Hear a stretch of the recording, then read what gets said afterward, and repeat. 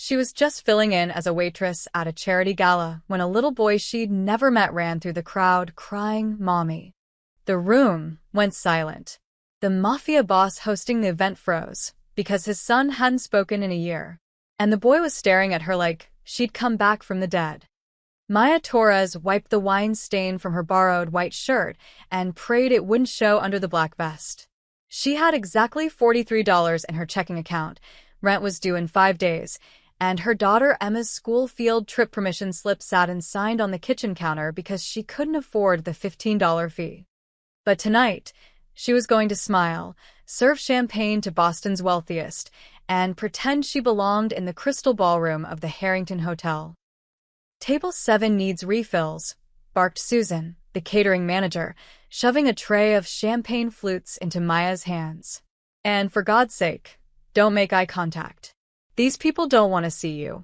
They want to see the drinks." Maya nodded, balancing the tray as she wove through the crowd. The charity gala was in full swing, a sea of designer gowns, $1,000 suits, and jewelry that could pay her rent for a year. Crystal chandeliers cast golden light across marble floors, and a string quartet played softly in the corner. She'd never been in a room like this. Not as a guest, anyway. The stage at the far end of the ballroom commanded attention. A banner stretched across the back wall, the Lucia de Luca Foundation, building tomorrow's future. Maya had heard about the foundation during her hurried training session. Something about children's education and healthcare.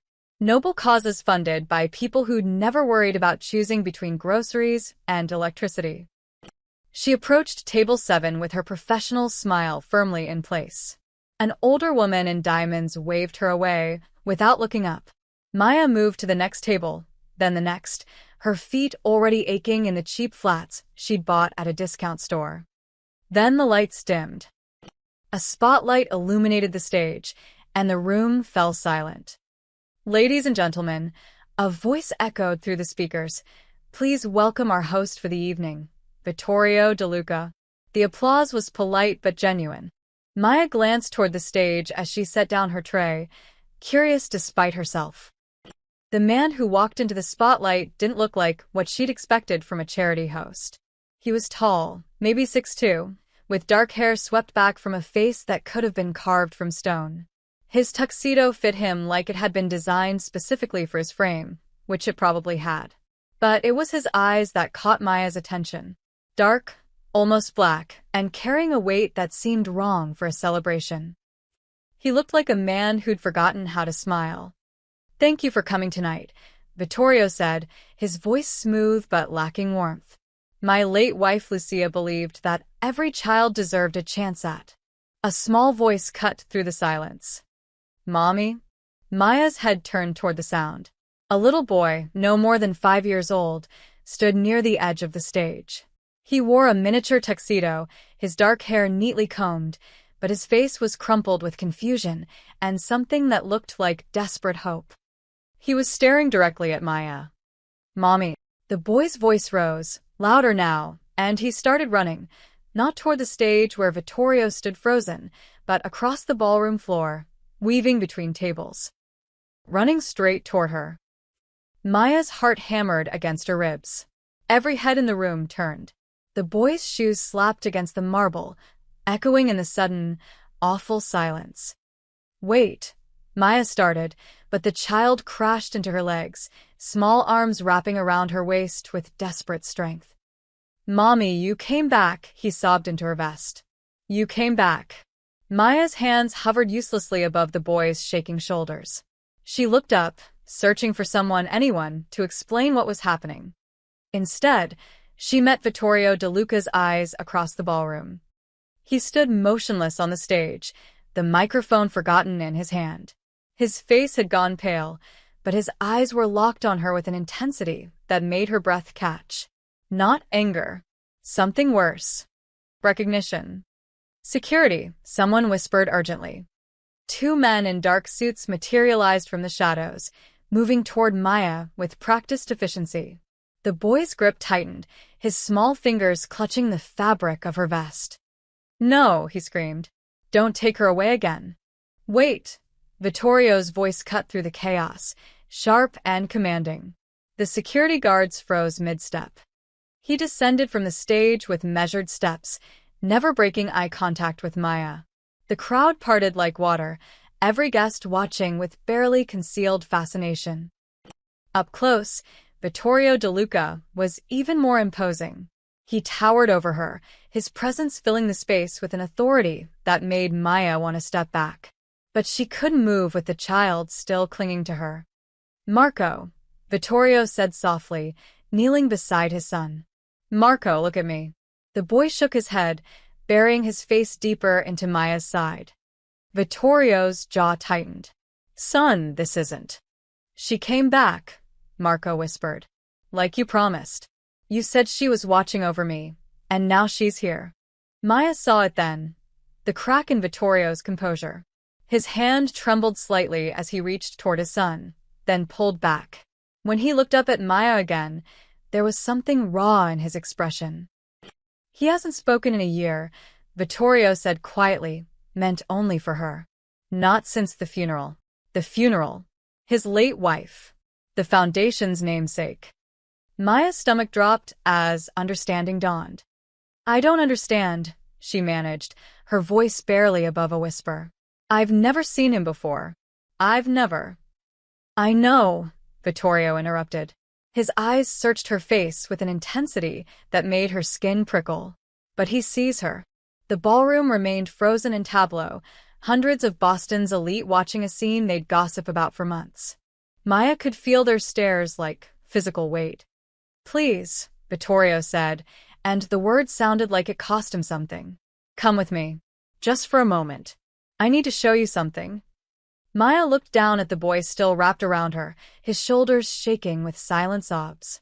She thought of Emma at home with Mrs. Chun, probably already asleep. She thought of the $43 in her account and the rent she couldn't pay. She thought of the desperate hope in a 5-year-old's eyes. "Okay," she heard herself say. Vittorio stood, gesturing toward a door behind the stage. The security guards flanked them as they moved, Marco refusing to let go of Maya's hand. The crowd watched them disappear through the door, and then the whispers began, a rising tide of speculation that would flood Boston by morning. Maya didn't know it yet, but her life had just changed forever. And somewhere in the shadows of the ballroom, a man with cold eyes pulled out his phone and made a call that would set everything else in motion. The private room behind the stage was nothing like the opulent ballroom. Simple furniture, muted colors, a space designed for function rather than impression. Vittorio closed the door, muffling the whispers and speculation outside, then turned to face Maya. Marco still hadn't let go of her hand. "I apologize for this," Vittorio said, his voice tight. "I understand how uncomfortable this must be." Maya swallowed hard. "I still don't understand what's happening." "Why would he?" "Let me show you." Vittorio pulled out his phone, his fingers moving across the screen with careful deliberation. He held it toward her. The face staring back from the photograph made Maya's knees weak. The woman could have been her twin. Same dark hair falling in waves past her shoulders. Same warm brown eyes with flecks of gold. Same delicate nose, same full lips, even the same slight dimple in her left cheek. The woman wore a radiant smile and held a baby wrapped in blue blankets. "That's Lucia," Vittorio said quietly. "My wife. Marco's mother. She died 13 months ago." Maya's free hand came up to her mouth. "Oh God. I'm so sorry. But I don't. This must be a coincidence. People have doppelgangers, right? It doesn't mean." "The resemblance is remarkable," Vittorio interrupted, his eyes moving between the phone and Maya's face. "Even the way you stand. The way you held him when he ran to you." His voice dropped to barely above a whisper. "You see now why he called you that." Marco tugged on Maya's hand. She looked down at him. This small boy with his father's dark eyes and his mother's delicate features, and her heart twisted. "I'm sorry, sweetheart," she said gently, kneeling to his level. "I'm not your mommy. My name is Maya and—" "But you look like her," Marco said, his voice small and fragile. It was the first time she'd heard him speak normally, without the desperate crying. You look exactly like her. Sometimes people look alike, Maya explained, struggling to find the right words. But that doesn't make them the same person. Your mommy is someone very special, and I'm just... Stay, Marco's grip tightened. Please stay. Maya looked up at Vittorio helplessly. The man's carefully controlled expression had begun to fracture. He stared at his son with something close to anguish. Marco hasn't spoken since the funeral, Vittorio said, moving closer. The doctors said it was trauma. Selective mutism brought on by grief. We've tried everything, therapists, specialists, medications. He paused. Nothing worked. He just stopped. Until tonight, Maya whispered. Until you, Vittorio crouched beside them, his hand hovering near his son's shoulder, but not quite touching. I know this is beyond inappropriate. I know you came here to work, not to be caught in the middle of something like this. But would you consider staying? Just until he calms down. Just until. I can stay a little while, Maya heard herself say. She couldn't explain why. Maybe it was the desperate hope in Marco's eyes. Maybe it was the controlled grief in Vittorio's voice. Maybe it was because she understood what it meant to be a parent who'd do anything for their child. Relief flickered across Vittorio's face. Thank you. They sat on the floor together. An odd tableau of a mafia boss in a tuxedo, a waitress in a borrowed uniform, and a traumatized child. Marco settled between them, his hand still clutching Maya's. Are you hungry, sweetheart? Maya asked softly. Marco shook his head. Tired. A small nod. Without thinking, Maya began to hum. It was the same lullaby she sang to Emma every night, a simple melody her own mother had sung to her. The tune filled the quiet room, gentle and soothing. Marco's eyes began to droop. Maya continued humming, swaying slightly, the motion instinctive. Marco's breathing evened out, his small body relaxing against her side. And then, barely audible, he smiled. It was tiny, just the slightest upturn of his lips, but Maya saw it. More importantly, so did Vittorio. The man's composure shattered. His hand came up to cover his mouth, his eyes glistening in the soft light. He turned away slightly, shoulders rigid with the effort of maintaining control, but Maya saw the tremor run through him. That's the first time, Vittorio said, his voice rough. Since the funeral. He hasn't smiled once in 13 months. Maya kept humming, kept swaying, even as her own eyes burned with unshed tears. She didn't know these people. She'd walked into this gala thinking about rent money and grocery bills, and now she sat on the floor holding a grieving child while his father fought to keep from breaking down. The song, Vittorio managed after a moment. What is it? Just something my mother used to sing, Maya said softly. I sing it to my daughter every night. You have a daughter? Emma. She's 7. Maya looked down at Marco, now fully asleep against her. She's home with a neighbor right now, probably dreaming about her birthday next month. Vittorio studied her for a long moment. You're a good mother. I try to be. It's not always easy doing it alone. Understanding passed between them, two parents in different worlds, bound by the fierce love they held for their children. Outside the door, the gala continued without them. The whispers would spread through Boston like wildfire. By morning, everyone would know about the widow DeLuca and the mysterious woman who looked like a ghost. But in this quiet room, none of that mattered yet. Thank you, Vittorio said again, for staying. Maya nodded, still humming softly, and wondered what tomorrow would bring. Maya didn't sleep well that night. She'd left the gala at midnight, taking a rideshare home because the catering company's van had left hours earlier. The driver had stared at her in the rearview mirror, and she'd realized with sinking dread that someone must have already posted photos online. By morning, her phone was dead from the constant buzzing of notifications. She plugged it in and made coffee while Emma got ready for school, trying to maintain the appearance of normalcy. But when she finally checked her messages, her hands started shaking. 67 missed calls. Hundreds of text messages. Her social media accounts flooded with friend requests and comments from strangers. Mom, Emma appeared in the kitchen doorway, backpack slung over one shoulder. Why are there people outside? Maya's coffee mug slipped, shattering against the linoleum floor. She rushed to the window. 3 news vans sat parked on the street below their apartment building, cameras pointed at the entrance. A crowd of reporters milled around the sidewalk. "Oh no," Maya whispered. No, no, no. Her phone rang again. An unknown number. She ignored it. It rang again immediately, a different, unknown number. "Mom, you're scaring me," Emma said. Maya forced herself to breathe. "It's okay, baby. Everything's fine.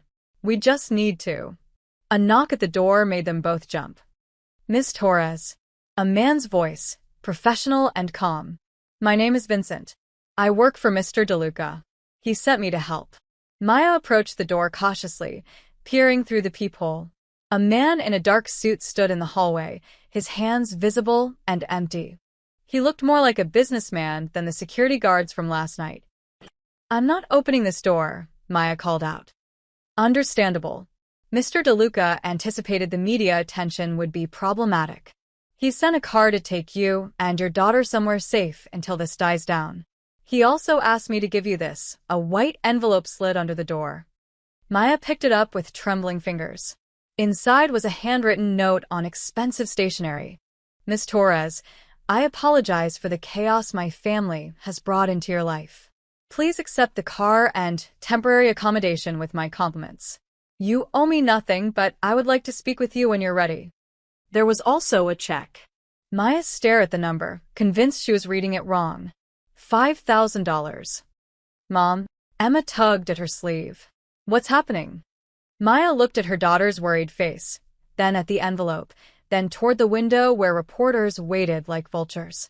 She thought about the $43 in her account and the rent she couldn't pay. She opened the door. Vincent was exactly as professional as his voice suggested, mid-40s, gray at the temples, with kind eyes that had seen too much. "Mrs. Chun is already downstairs in the car with your daughter's school bag. Mr. DeLuca thought you might want to get Emma to school without the media circus." "How did he?" "Mr. DeLuca is very thorough, ma'am." 20 minutes later, Maya sat in the back of a black Mercedes. Emma safely dropped at school through a side entrance, watching Boston slide past the tinted windows. Vincent drove in silence, giving her space to process. They didn't go to a hotel. They went to the DeLuca mansion. The house, if you could call it that, sat on 3 acres in an exclusive neighborhood Maya had only seen in magazines. Stone walls, iron gates, perfectly manicured gardens. It looked like old money and power, the kind that didn't advertise itself. Vincent led her through marble hallways to a sitting room where Vittorio waited, still wearing last night's dress shirt, but with the sleeves rolled up and the collar open. He looked exhausted. "Miss Torres, thank you for coming." "I didn't have much choice," Maya said, more sharply than intended. "There are reporters camped outside my apartment." "I know." "I'm sorry," Vittorio gestured to a chair. "Please sit. Can I offer you coffee? Breakfast? I want to know what's happening." "Why did you send that check?" "Because this is my fault. The media attention, the invasion of your privacy, all of it stems from what happened at the gala." He paced to the window, hands in his pockets. "I should have handled it better. I should have made a statement, explained the situation. Instead, I let you walk out into that chaos." "A statement saying what?" "That your son mistook me for his dead mother, because we look alike." Maya shook her head. "That's not exactly going to calm things down." "No," Vittorio admitted. "It's not." A soft sound made them both turn. Marco stood in the doorway, still in his pajamas, clutching a stuffed elephant. His eyes went wide when he saw Maya. "You came back," he whispered. Maya's resolve wavered. The boy looked so small, so hopeful. Vittorio moved to his son. "Marco, what do we talk about?" "Miss Torres is a guest, not." "Is she staying?"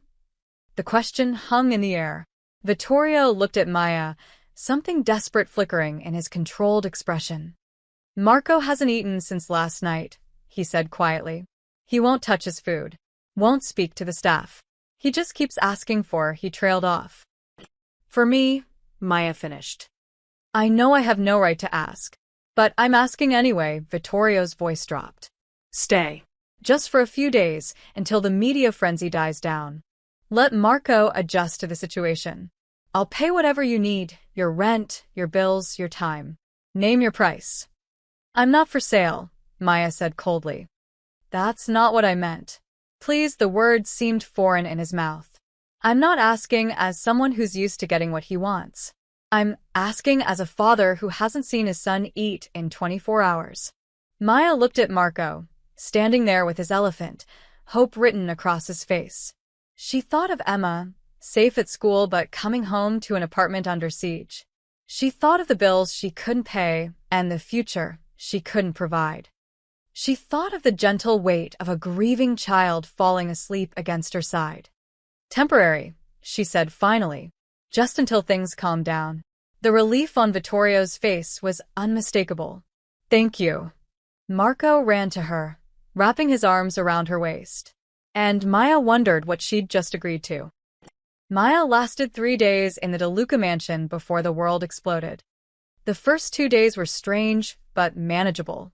She stayed in a guest room larger than her entire apartment, ate meals prepared by a private chef, and spent hours with Marco. The boy followed her everywhere, content just to be near her. She read him stories, played simple games, and watched as he slowly came back to life. Vittorio kept his distance, observing from doorways, always professional. But Maya caught him watching sometimes, not her, but his son. The way Marco laughed. The way he ate without being coaxed. The way he'd started talking in full sentences again. On the third morning, Vincent knocked on her door at 6 a.m. Ms. Torres, you need to see this. The tablet he handed her showed the morning's headlines. Maya's stomach turned to ice. Widowed mob boss replaces dead wife with identical stranger. DeLuca's new woman. Gold digger or true love. Mafia king's lookalike lover moves into family mansion. The photos were everywhere. Someone had caught her entering the mansion. Someone else had photographed her through the windows, playing with Marco in the garden. The captions were vicious, speculating about affairs, manipulation, conspiracy. They'd found her Facebook, her Instagram. Emma's school photo was circulating online with the caption, "The daughter she brought into DeLuca's world." "Oh God," Maya whispered. "Emma." "Mr. DeLuca has already arranged additional security at her school," Vincent said. "But Ms. Torres, it's worse than the headlines." He showed her the next screen. Her apartment building, surrounded by a mob of reporters 3 times larger than before. Someone had spray-painted "Home Wrecker" across her door. Her landlord had left 4 increasingly angry voicemails about the disturbance. Maya's hands shook. "I need to leave. I need to get Emma and leave Boston. Change our names. Something." "That won't be necessary." Vittorio stood in the doorway, fully dressed despite the early hour. He looked like he hadn't slept. "Vincent, give us a moment." When they were alone, Vittorio crossed to where Maya sat, maintaining a careful distance. "I've already spoken with my lawyers. We're preparing a statement to clarify the situation." "A statement?" Maya laughed bitterly. "What are you going to say? The truth? That your traumatized son latched onto a stranger who looks like his mother? That'll sound so much better. The truth is better than letting them create their own narrative. The truth is that I made a mistake coming here." Maya stood, pacing. "I thought I was helping. I thought, God, I was so stupid. My daughter's face is online, Vittorio. Strangers are calling her names. My apartment's been vandalized. My life is under my protection now." The words were quiet but absolute. Maya stopped pacing. "What?" Vittorio met her eyes with an intensity that made her breath catch. "You came into this situation because of me. Because my son needed you, and I was desperate enough to ask. The consequences are my responsibility." He moved closer. "I won't let them hurt you or your daughter. Either of you. You can't just." "I can, and I will." His voice carried the weight of authority, of a man accustomed to making declarations that became reality. Your apartment lease is being bought out. Your belongings will be moved to a secure location of your choosing, another apartment, a house, whatever you want. Emma's school has been notified that any unauthorized person attempting to approach her will be arrested. And as of this morning, you're officially employed by the Lucia DeLuca Foundation as a special programs coordinator. Maya stared at him. You can't just rearrange my entire life. I'm trying to protect it by controlling it. The accusation hung between them. Vittorio's jaw tightened, but when he spoke again, his voice was softer. You're right. I'm sorry. I'm used to solving problems with money and influence. But this isn't just a problem to solve. This is your life, and you deserve a say in it. He pulled out his phone, typed something, then showed her the screen. It was a press release, scheduled but not yet sent. DeLuca family statement. Ms. Maya Torres is a private caregiver hired to help Marco DeLuca through his ongoing grief therapy. Any resemblance to the late Lucia DeLuca is coincidental. The family requests privacy during this difficult time. Any harassment of Ms. Torres or her family will be met with legal action. Will it work? Maya asked quietly. It's a start, but the media feeds on scandal, and we've given them a feast. Vittorio pocketed his phone. The real question is what you want to do. Stay and let me help protect you. Or leave and I'll ensure you have the resources to start fresh somewhere else. Either way, you won't face this alone. Before Maya could answer, rapid footsteps echoed in the hallway. A different security guard appeared, his face grim. Sir, we have a situation. The front gate. An alarm blared through the house, sharp and insistent.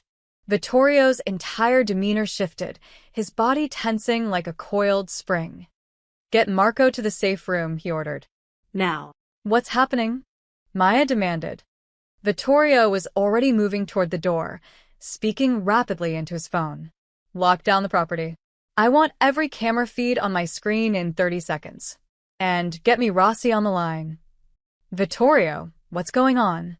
He paused in the doorway, and for just a moment, she saw something flicker behind his controlled expression. Not fear, something colder. Welcome to my world, Miss Torres, he said quietly. Someone just tried to ram through my front gate. The alarm continued to wail as Maya heard shouting from somewhere in the house. Marco's voice, crying for her. And outside, beyond the stone walls and iron gates, cameras captured everything while Boston held its breath and waited for the next headline. The scandal had just become dangerous. The safe room was nothing like Maya had imagined. Instead of a cramped bunker, it was a comfortable space with soft lighting, toys, and even a small kitchen.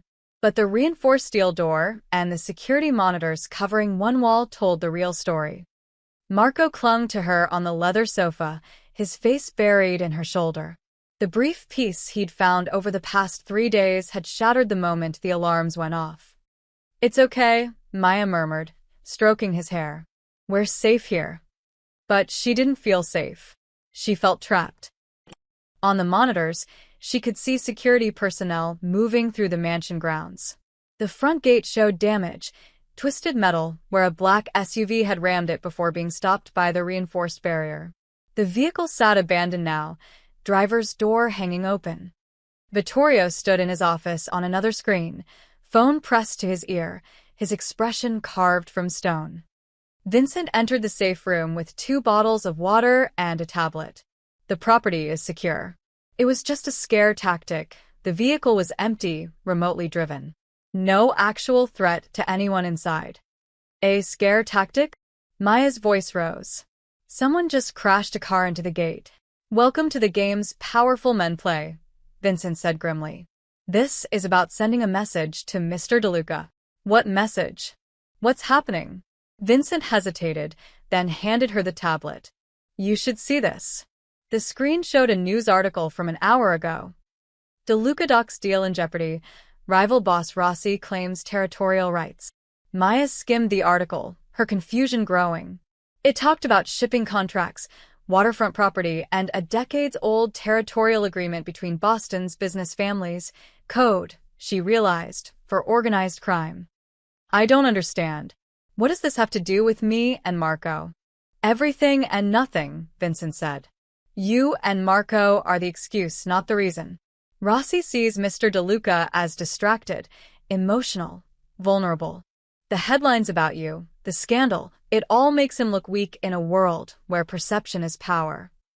Maya looked at Marco, who'd finally quieted against her. So this is my fault. No, ma'am. This would have happened eventually. Rossi's been waiting for an opening for years. The safe room door opened, and Vittorio entered.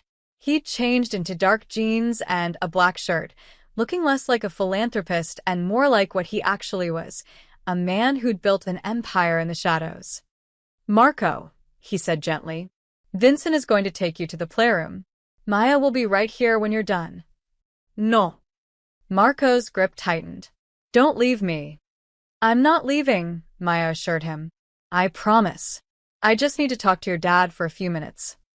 It took another 5 minutes of coaxing before Marco reluctantly went with Vincent.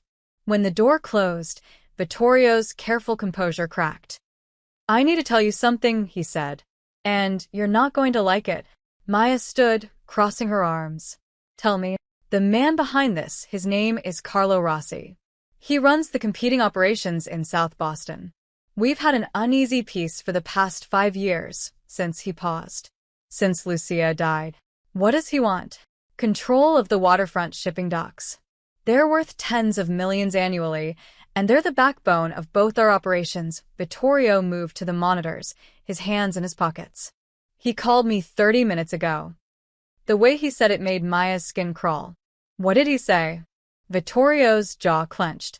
He said I've lost my grip. That I'm too distracted playing house with my dead wife's replacement to protect what's mine. His voice went flat. He offered me a deal. Hand over the docks quietly, or he'll take them by force. Along with my son. The room went cold. He threatened Marco? Maya whispered. Not directly. But the implication was clear. Vittorio turned to face her, and Maya saw something dangerous burning behind his eyes.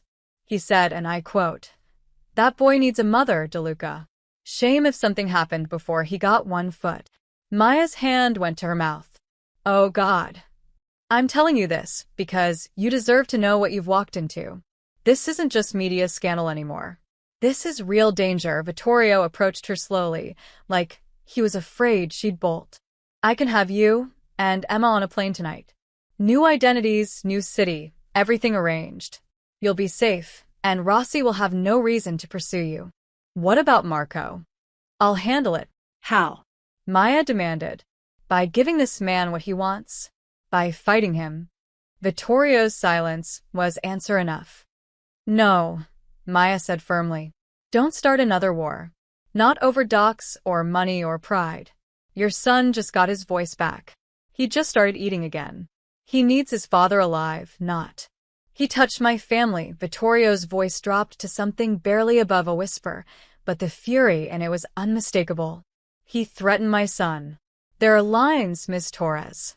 Lines that, once crossed, require a response. A response or revenge. In my world, they're the same thing. Maya stared at him, seeing clearly for the first time the duality of the man before her. The careful philanthropist who'd built a foundation in his wife's memory.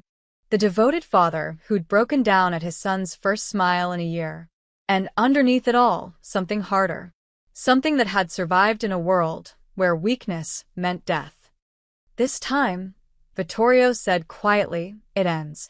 The certainty in his voice terrified her. Somewhere in the mansion, Marco was playing, temporarily shielded from the storm gathering around them. And somewhere in South Boston, Carlo Rossi was probably smiling, confident he'd already won. Neither of them knew that Maya Torres was about to change everything. Maya couldn't sleep that night. Emma had been brought to the mansion under heavy security, confused and scared by the sudden upheaval.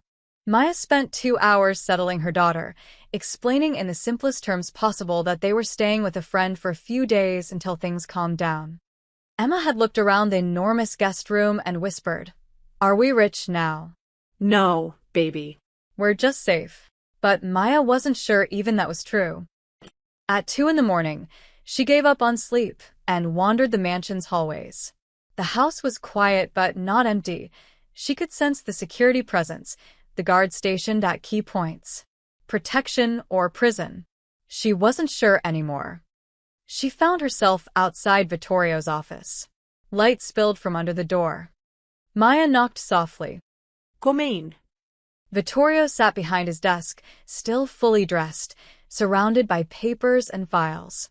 His laptop screen glowed in the dim room, showing what looked like financial documents. He looked up when she entered, surprise flickering across his tired features. "Can't sleep?" he asked. "Can you?" Maya closed the door behind her. "It's to him. Sleep is a luxury I can't afford right now," he gestured to the papers. "I'm looking for leverage. Something I can use against Rossi that doesn't involve violence." Maya moved closer, curiosity overcoming caution. "I thought you said it had to end." "It does. But you were right. Marco needs his father alive." Vittorio rubbed his eyes. "So, I'm looking for another way. Legal action, financial pressure, something that doesn't put my son at risk of becoming an orphan." On impulse, Maya circled the desk to see what he was reviewing. Shipping manifests, corporate documents, tax records, nothing that made sense to her untrained eye. "May I?" she asked, gesturing to the papers. Vittorio looked surprised but nodded. Maya started sorting through the documents, her mind clicking into gear. Before Emma was born, before everything fell apart, she'd been studying accounting. She'd never finished her degree, but she remembered enough to recognize patterns in numbers. "What are these?" She held up a stack of ledgers. "Rossi's operations, as far as my people have been able to document. Legal businesses he uses to launder money. But there's nothing actionable." He's careful. Maya flipped through the pages, frowning. Something nagged at her, a discrepancy in the dates and amounts. These shipping records from 3 years ago. The imports don't match the customs declarations. That's expected. He's smuggling. But proving it is. No. Look, Maya spread the papers across the desk. These dates. 3 years ago. That's around when Lucia died. Vittorio finished quietly. Maya's hand stilled. "How did she die?" "You said it was an accident." Vittorio's face went carefully blank. Car accident. She was driving home from a foundation meeting. Her brakes failed on a mountain road. Brakes just fail. The investigators ruled it mechanical failure. "Old car, deferred maintenance." His voice was hollow. "I blamed myself for not insisting she get a new one. She loved that old Mercedes. Said it reminded her of her father." Maya looked back at the ledgers, her heart pounding. "Vittorio, these transactions, they're coded, but if I'm reading this right, someone was embezzling from your shipping operations. Large amounts. And the timing," she pulled up another sheet. "The dates cluster around when these brakes would have been serviced." Vittorio went very still. "What are you saying?" "I'm saying that maybe you should look at who serviced her car. And who had access to your financial records 3 years ago." Maya's hands trembled as she pointed to the coded entries. "These withdrawals, they're hidden in the shipping costs. Someone was bleeding your operations and needed it to look like poor management. Like you were distracted and losing control." "After Lucia died, I was distracted," Vittorio said slowly. "I let others handle the day-to-day operations for months. The business suffered. I lost contracts, including the waterfront docks." Maya guessed. Vittorio's eyes met hers, and she saw the realization dawning. "I had to sell partial control to stay solvent. Rossi bought in at a fraction of the value.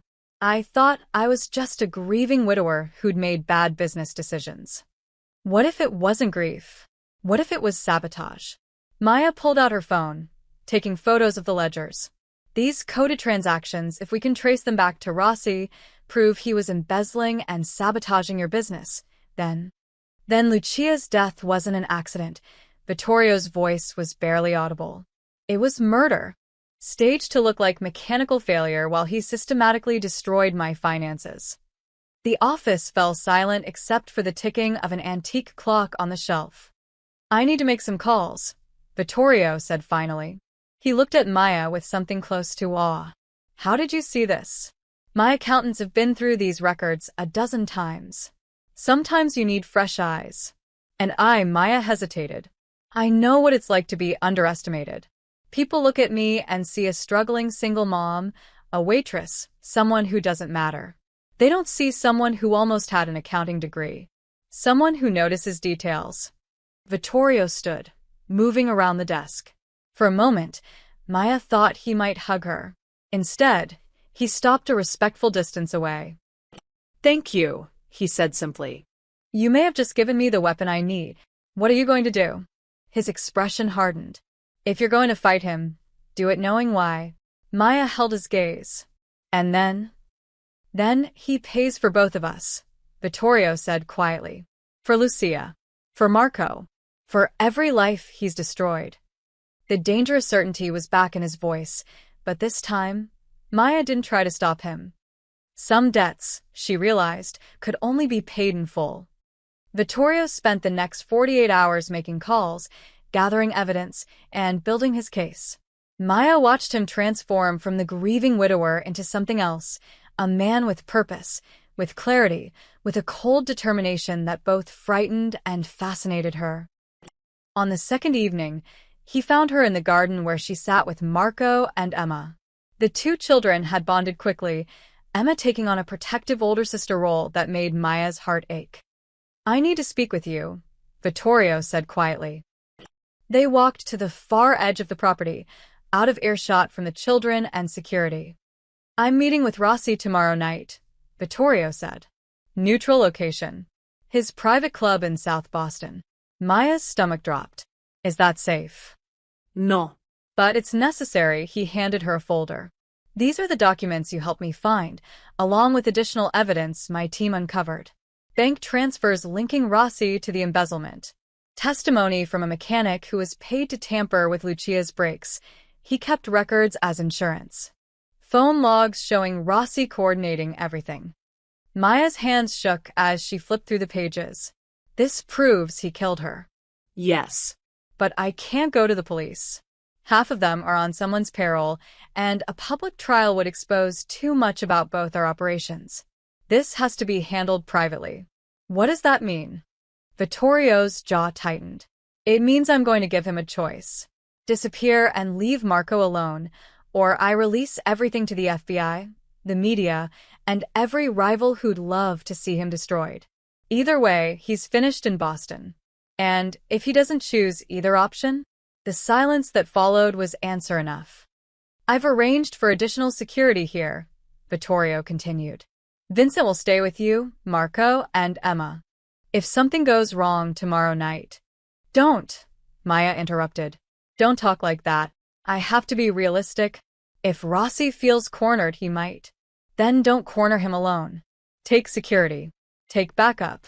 Don't walk into that club like you have nothing to lose. Vittorio's expression softened. But I don't have nothing to lose anymore. I have Marco. I have a reason to come home. The weight of his words hung between them. In the distance, they could hear the children laughing. Promise me you'll be careful, Maya said finally. I promise to do what's necessary. It wasn't the reassurance she wanted, but she knew it was all he could give.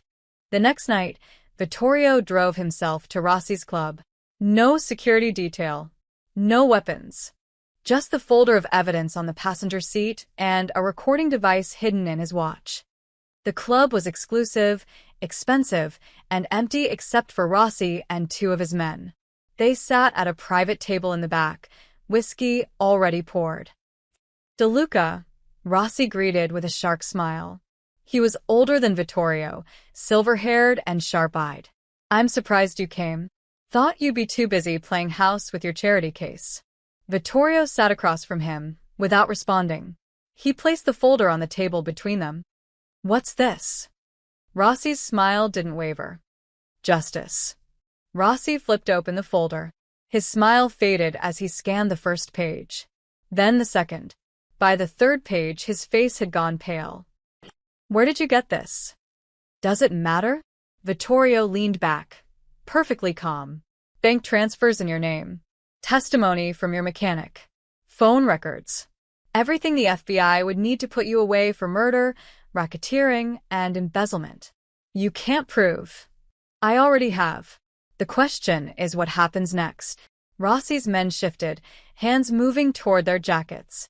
Rossi held up a hand, stopping them. You wouldn't risk the publicity, Rossi said, but his voice lacked conviction. A trial would expose both our operations. You'd go down too. Maybe. But you killed my wife. You made my son watch his mother's casket lowered into the ground. You stole his childhood. Vittorio's voice remained eerily calm. So, yes, I'd risk everything to see you pay for that. What do you want? I want you gone. Out of Boston. Out of the business. Sell your operations, scatter your people, and disappear. You have 1 week. Rossi laughed, but it sounded forced. And if I don't? Then this folder goes to the FBI, the Boston Globe, and every rival you've ever made. You'll be arrested, your assets frozen, your family exposed. You won't make it to trial. Someone you've wronged will get to you first, Vittorio stood. You thought you could take everything from me. But I don't need headlines or power plays. I just needed the truth. He turned to leave. You won't kill me? Rossi called out, genuine surprise in his voice. After everything? Vittorio paused at the door. I'm not the man I used to be. My son needs a father, not a murderer. He looked back. But make no mistake, if you come near my family again, mercy won't be an option. Outside the club, Vittorio sat in his car for a long moment, hands gripping the steering wheel. His phone buzzed. A text from Vincent. All quiet here. Kids asleep. Maya asking about you. Vittorio started the engine and drove home through rain-slicked streets, the folder left behind on Rossi's table like a death sentence. He didn't know that Rossi's men had already drawn their weapons. He didn't hear the gunshot that rang out in the club 30 seconds after he left. But by morning, all of Boston would know that Carlo Rossi was dead, and the debate over who killed him, DeLuca or one of Rossi's many enemies, would rage for weeks. The war was over. But at what cost? The mansion was quiet when Vittorio's car pulled through the gates at 11 p.m. Rain hammered against the windshield, turning the driveway into a blur of water and reflected light. He sat for a moment in the garage, engine off, listening to the storm. His phone had been ringing for the past hour. News traveled fast in his world. Rossi was dead, shot by one of his own men in what witnesses were calling an internal power struggle. The timing, so soon after Vittorio's visit, would raise questions. But there was no evidence, no weapon, nothing to tie him to the scene. He'd walked away clean. So, why did he feel so heavy? Vincent met him at the side entrance, relief clear on his face. Sir. We heard the news. Are you all right? I've fine. The family? Safe. Miss Torres put both children to bed hours ago, but she's still awake. She's been waiting in the sitting room. Vittorio nodded, water dripping from his coat. He should change, should compose himself. Instead, he found himself walking toward the sitting room, drawn by something he couldn't name. Maya sat curled in an armchair by the window, a book forgotten in her lap. She looked up when he entered, her eyes widening. You're soaked, she said, standing quickly. It's raining. I can see that. She grabbed a throw blanket from the sofa, wrapping it around his shoulders with surprising firmness. Sit down before you catch pneumonia. Vittorio obeyed, too tired to argue. Maya disappeared and returned with a towel, which she pressed into his hands. I heard, she said quietly. It's all over the news. They're saying Rossi was killed by his own people. That's what they're saying. Is it true? Vittorio dried his face slowly. I don't know. I left him alive. What happened after? He shrugged. Sometimes men like Rossi make too many enemies. Someone always settles the score eventually. Maya studied him carefully. You didn't kill him. No. But you're not sorry he's dead. Vittorio looked up at her, this woman who'd stumbled into his world by accident and somehow seen through every wall he'd built. No. I'm not sorry. Does that make me a monster? It makes you human. Maya sat beside him, keeping a respectful distance, but close enough that he could feel her warmth. He killed your wife, threatened your son. You had every right to want him gone. Wanting and doing are different things. I know. That's why you're sitting here wet and exhausted instead of celebrating, she paused. Where did you go after the club? Vittorio leaned back, closing his eyes. I drove. Just drove through the city thinking. I ended up at the cemetery where Lucia is buried. Maya's hand found his, a gentle pressure. What did you tell her? That I found the truth. That the man who killed her was gone. That Marco was safe, his voice roughened. That I was sorry it took me so long. They sat in silence for a moment, rain pattering against the windows. I need to tell you something, Vittorio said finally. When I was sitting in that club, looking at Rossi with all the evidence laid out, I had a choice. I could have killed him. My security was positioned outside. One call, and he'd have been gone. Clean, quick, no witnesses. But you didn't call. No. Because I kept thinking about Marco upstairs, asking when I'd be home. About you. Waiting to make sure I came back safe. He opened his eyes, meeting her gaze. I realized something. For years, I operated on the principle that power came from fear, from being willing to do what others wouldn't. But Marco didn't heal because I was powerful. He healed because you were gentle. Maya's eyes glistened. Vittorio. I didn't kill him out of anger tonight, he continued. I gave him a choice because I finally understood what love protects. It's not about revenge. It's about making sure the people you care about can sleep peacefully. Marco can sleep peacefully now. So can I. Even though he's still dead. Even though Vittorio squeezed her hand. Rossi destroyed himself. He built an empire on betrayal, and eventually, his own people turned on him. I just gave them the truth they needed to make that decision. Thunder rumbled in the distance. Maya shifted closer, her shoulder touching his. You came back, she said softly. That's what matters. You promised Marco you'd come home, and you did. I promised you too. I know. They sat together as the storm gradually eased, the rain softening to a gentle patter. Vittorio felt the tension slowly drain from his body, replaced by a bone-deep exhaustion that was almost peaceful. I should check on Marco, he said eventually, but he didn't move. I looked in on him an hour ago. He's sleeping soundly. Emma too. They wore themselves out playing in the game room. Maya smiled. They've started calling themselves brother and sister. Something warm unfurled in Vittorio's chest. How do you feel about that? Terrified, Maya admitted. But also hopeful? Is that crazy? No. It's human. Upstairs, Marco slept peacefully for the first time in over a year, unaware of the violence that had swirled around him. Unaware that the man who'd threatened him was gone. He only knew that his father had come home, just like he'd promised.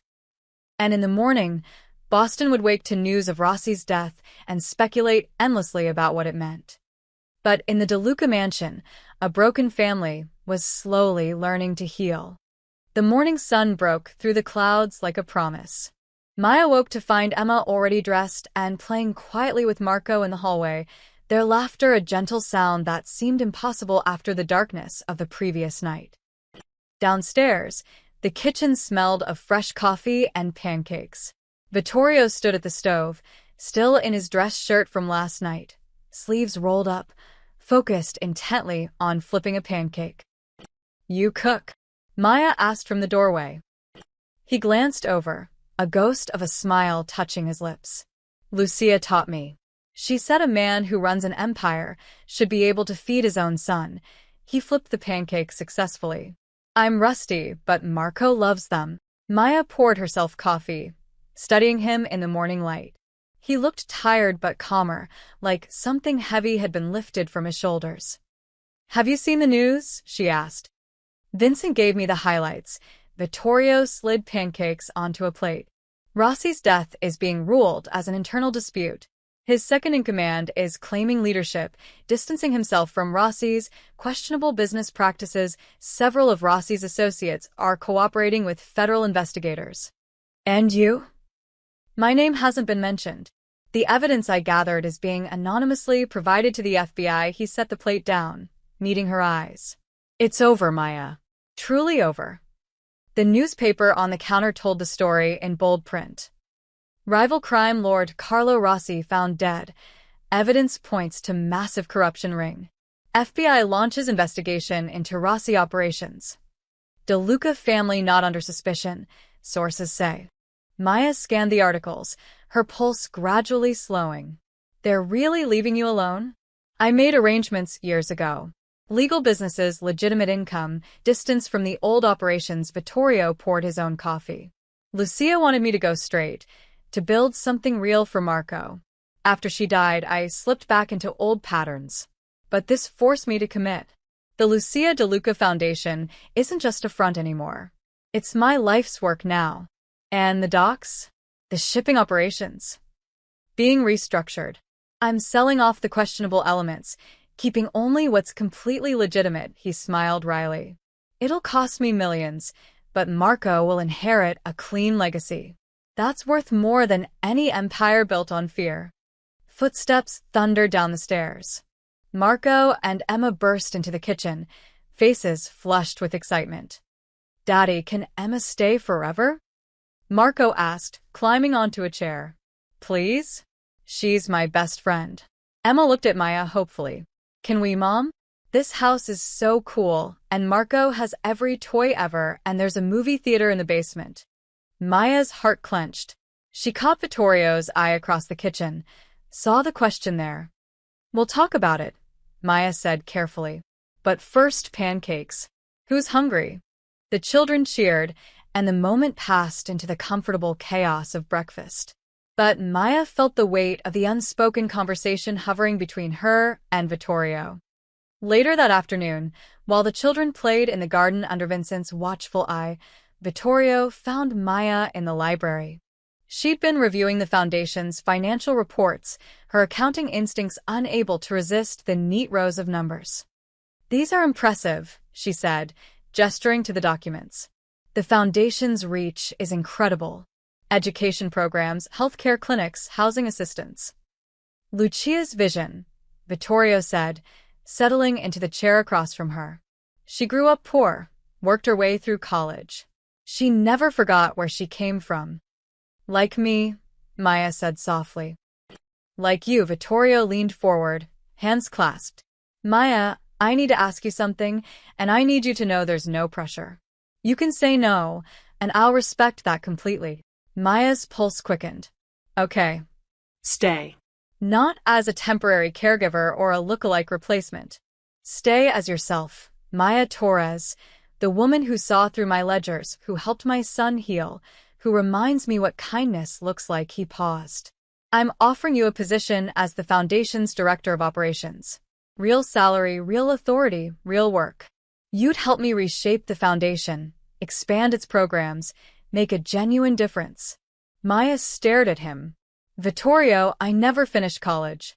I'm a waitress with half an accounting degree and you're brilliant. You found connections my trained accountants missed. You understand struggle in a way no Ivy League MBA ever could. You know what people actually need because you've needed it yourself. His intensity made her breath catch. This isn't charity. This is recognition of what you can do. What about Emma? Her school, her friends. There's an excellent private school 10 minutes from here. Full scholarship through the Foundation if you'll accept it. Emma can start fresh, make new friends, have the opportunities you've always wanted for her. Maya's eyes burned. This is too much. It's what you deserve. Both of you, Vittorio softened. I'm not asking you to replace Lucia. I'm not asking you to be Marco's mother, though he clearly adores you. I'm asking you to be part of something bigger than both of us. To help me build the legacy she dreamed of. Through the window, they could see Marco and Emma building a fort from garden furniture, their laughter carrying on the breeze. What if it doesn't work? Maya whispered. What if the media comes back, or Marco realizes I'm not his mother, or... Then we figure out together. But Maya, Vittorio held her gaze. I think you've been running and surviving for so long that you've forgotten how to live. Let me help you remember. Maya looked at the financial reports, at the window showing two children playing, at the man offering her a chance she'd never dared dream of. She thought of her tiny apartment with its broken heating and overdue rent. She thought of Emma's unsigned field trip form and the $43 that had haunted her. She thought of Marco's smile and the weight of purpose. "Okay," she heard herself say. Yes. "We'll stay." Vittorio's relief was palpable. "Thank you." And in that moment, everything shifted. Not a fairy tale ending, but a new beginning built on truth, healing, and the fragile hope of second chances. 3 weeks passed in a blur of adjustment and discovery. Maya moved into a guest house on the property, separate from the main mansion but close enough that Marco could visit whenever he wanted. Emma enrolled in her new school and came home each day bubbling with stories about art classes and new friends. Maya threw herself into foundation work with an intensity that surprised even Vittorio. She reorganized programs, streamlined budgets, and connected with recipients in ways the previous director never had. She understood their struggles because she'd lived them. But something remained unspoken between her and Vittorio. A careful distance they both maintained, professional and polite, even as Marco and Emma grew closer and the household settled into comfortable rhythms. Until one evening, when Vittorio found Maya sitting alone on the terrace, watching the sunset paint the sky in shades of amber and rose. "Mind if I join you?" he asked. Maya gestured to the empty chair beside her. "It's your terrace." "Our terrace now," he sat, 2 glasses of wine in hand, offering her one. "You've been here almost a month. How are you adjusting?" "It's surreal," Maya admitted. "Sometimes I wake up and forget where I am. Then I remember this isn't temporary and it feels," she struggled for the word, "overwhelming." Permanent. Which is more terrifying than overwhelming. Vittorio sipped his wine, studying the horizon. "I need to tell you something. Something I should have said weeks ago." Maya's heart skipped. "Okay. You were never supposed to be in this world," he began quietly. "That night at the gala, when Marco ran to you, I thought it was just the resemblance. A grieving child seeing what he wanted to see. I thought if I could just get him through that moment, we'd all move on with our lives. But we didn't." No. "Because something else happened that I didn't expect." Vittorio turned to face her fully. "You changed everything. Not by looking like Lucia, by being yourself. You saw my son as a child who needed comfort, not a weapon to be used or an obligation to be managed. You looked at my business records and saw justice, not opportunity. You walked into my world and somehow made it better." Maya's throat tightened. Vittorio. "Let me finish. Please." He set down his wine glass. "For over a year I was drowning, going through motions, managing crises, keeping everything running, because that's what I was supposed to do. I never stopped to ask if I wanted to do it. But you asked the hard questions. Why was I living like this? What did I actually want? What kind of father was I being? I never meant to judge. You weren't judging. You were caring." His voice roughened. "Do you know what Marco asked me yesterday? He asked if you were going to leave like Mommy did. Not because you look like her, because he's afraid to lose someone he loves again." Tears spilled down Maya's cheeks. "I would never." "I know. That's my point." Vittorio reached out slowly, giving her time to pull away. When she didn't, he took her hand. "You didn't replace Lucia. You couldn't, and I wouldn't want you to. But you brought something back to us that we'd lost. Hope. The belief that life could be more than just surviving grief." The sunset deepened, casting golden light across them both. "What are you saying?" Maya whispered. "I'm saying that somewhere between the chaos and the danger and the rebuilding, I started looking forward to breakfast because you'd be there. I started coming home earlier because Marco would tell me about your day together. I started believing that maybe I could be more than what I was." "You chose to change," Maya said. "Not me. You gave me a reason to." Vittorio's thumb traced gentle circles on her hand. "I'm not asking for anything, Maya. I'm not expecting you to feel the same way or to take on more than you already have. I just needed you to know that you matter. Not because of who you look like or what you can do for my son. You matter because you're you." Maya stared at their joined hands, her heart thundering. I'm scared. Of what? Of this being too good to be true. Of waking up and finding out it was all temporary after all. Of Emma getting attached and then her voice broke. Of me getting attached. Are you attached? The question hung in the amber light. Maya thought of Marco's laughter when she read him bedtime stories. Of Emma's joy at finally having stability and opportunity. Of Vittorio's rare smiles and the way he listened when she spoke, like her words actually mattered. She thought of the woman she'd been 5 weeks ago, exhausted, broke, barely surviving. And the woman she was becoming, purposeful, valued, part of something bigger. Yes, she admitted, terrifyingly attached. Vittorio's expression softened into something that made her breath catch. Not the controlled mask he showed the world, but genuine warmth. Then maybe, he said carefully, we can figure out what that means. Together. No rush, no pressure. Just possibility. Possibility, Maya repeated, testing the word.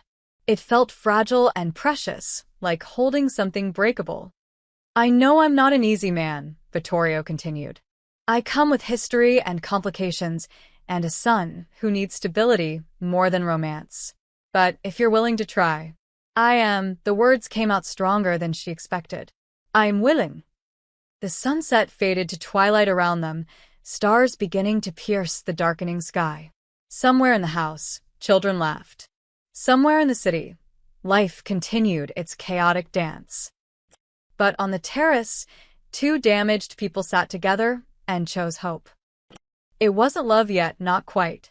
But it was the beginning of something that might become love, given time and patience and the courage to believe in second chances. And for now, that was enough. For months later, the crystal ballroom of the Harrington Hotel glittered once again. But this time, Maya Torres walked through the front entrance instead of the service door. Her navy blue dress was simple but elegant, chosen with Vittorio's encouragement and her own cautious taste. Emma walked beside her in a beautiful pink gown, eyes wide with wonder at the chandeliers and the elegantly dressed crowd. Mom, this is where it all started, isn't it?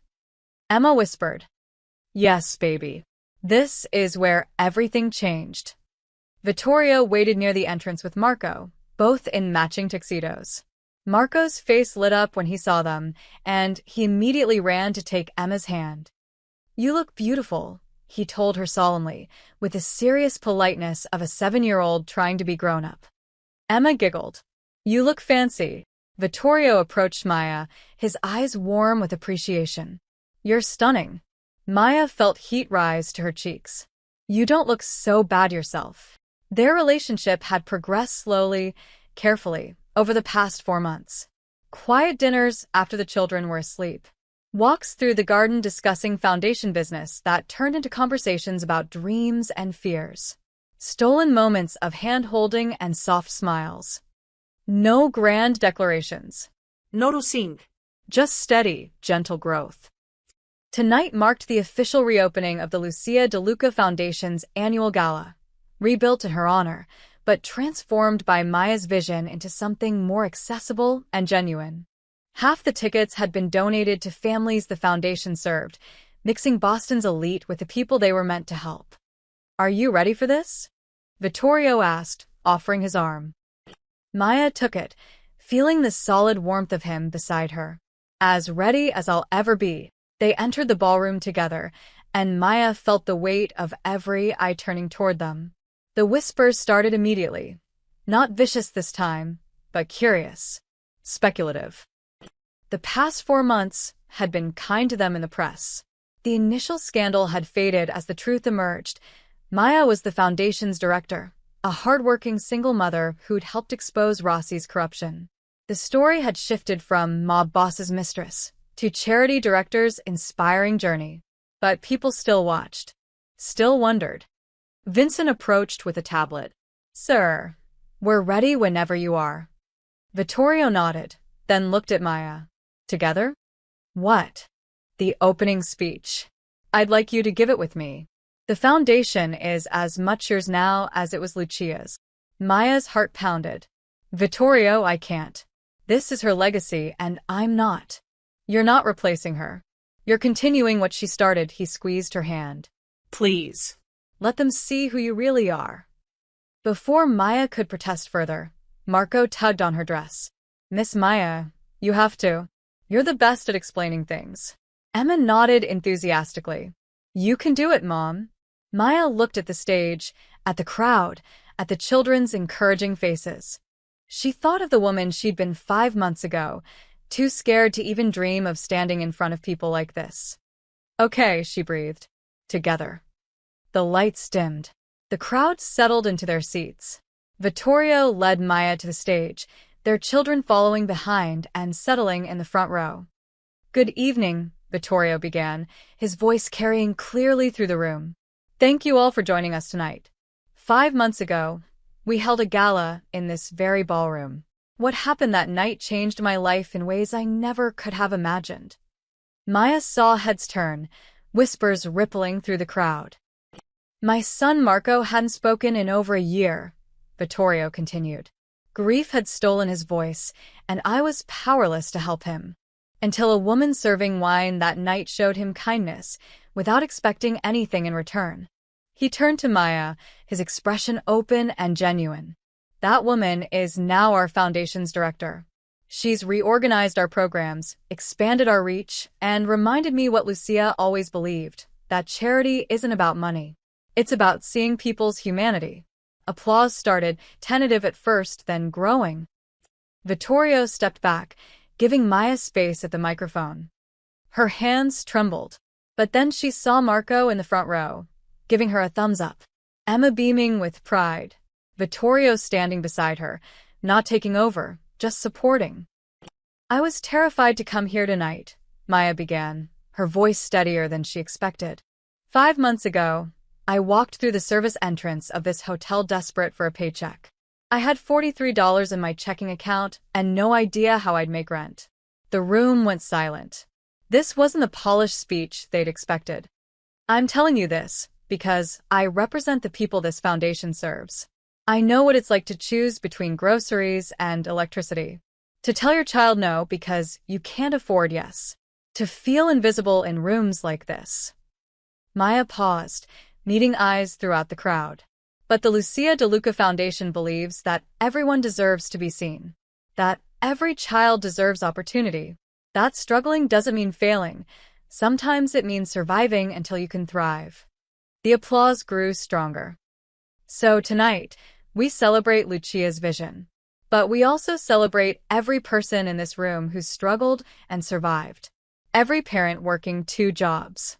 Every child dreaming of college. Every family 1 paycheck from disaster. Maya's voice strengthened. You're not invisible. You matter. And this foundation will fight for you. The ballroom erupted in applause, genuine, enthusiastic, not the polite clapping of obligation. Marco jumped up from his seat, unable to contain himself. That's my mommy, he shouted, his clear voice carrying through the room. The applause faltered. Shocked silence fell. Marco froze, suddenly aware of what he'd said. He looked at Maya with wide, uncertain eyes. Maya's throat closed with emotion. She knelt at the edge of the stage, eye level with him. Come here, sweetheart. Marco ran to her, and Maya pulled him into a hug. The microphone picked up her next words, carrying them through the ballroom. I'm honored you feel that way, Marco. So honored. This time, when the applause came, it was accompanied by tears and laughter. The audience understood. Not a replacement, but a new chapter. Not erasing the past, but building a future. Emma joined them on stage, hugging both Marco and Maya.